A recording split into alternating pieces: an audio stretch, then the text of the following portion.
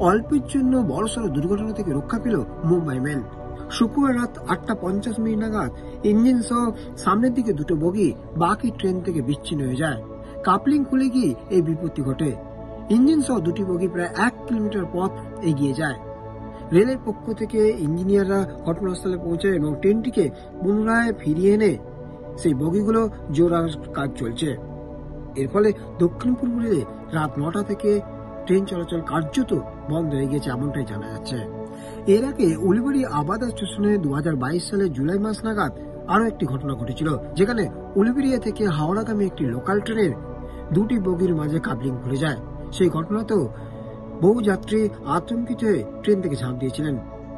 একই ঘটনা পুনরাবৃত্তি কার্যত ঘটল শুক্রবার রাতে।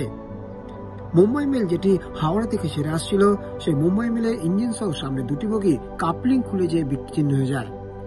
এই ঘটনার জেরে চাঞ্চল্য ছড়িয়েছে এলাকায়, বিঘ্নিত হয় ট্রেন পরিষেবা। ফলে শুক্রবার রাত থেকে কার্যত বন্ধ রয়েছে আপ শাখায় ট্রেন চলাচল। কল্যাণ অধিকারী, আমতারা নিউজ 7।